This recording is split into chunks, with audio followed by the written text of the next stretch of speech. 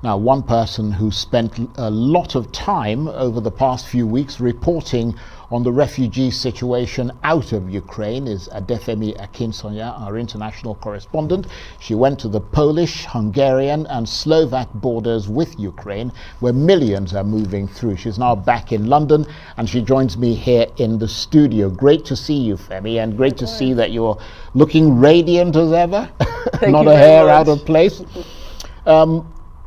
2.5 weeks ago, roughly, this war started, and you've been covering the conflict for us on Arise News. The bombardment is continuing to this day. Civilians continue to pay the price. What's your overall take, having been there yourself? I think when war happens, you can expect violence, death, and people running for their lives. And that's definitely what we found across all three of those places, all three of those Eastern European countries. But when we first got onto the borders, if we look at Poland, for example, the Medica border, you could taste war. You couldn't avoid feeling as though there is this dire desperation for people to get to safety. And it was very difficult at first to put yourself in the body of many of these people, because while we were at the same place and experiencing the same freezing temperatures, we didn't know what it felt like to run from war.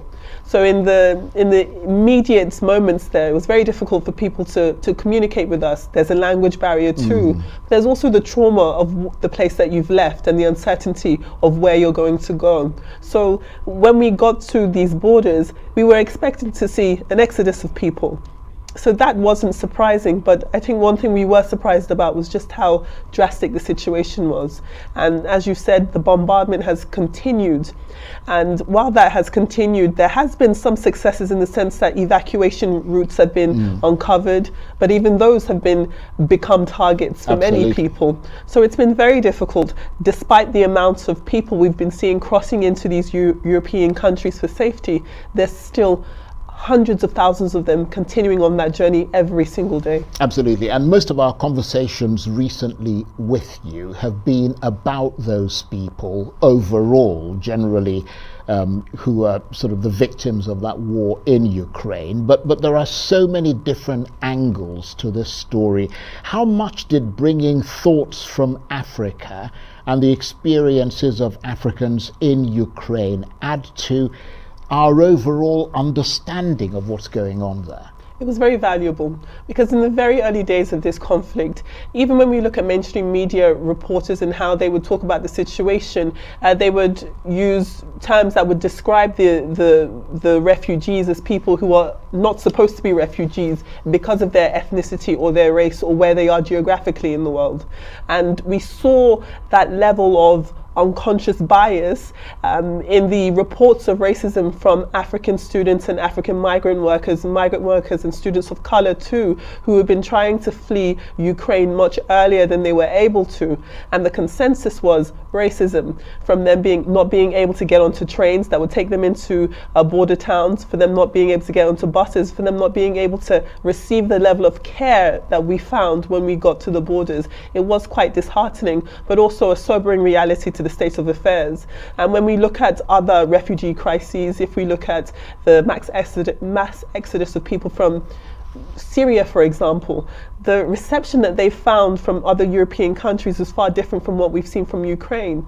It could, on one hand, be lessons learned. Perhaps now the world and Western Europe and Eastern Europe have learned how to treat refugees, but it could also be a level of familiarity and being warmer to people who look like you. Absolutely. Warmer to people you think are like you. We've got less than a minute.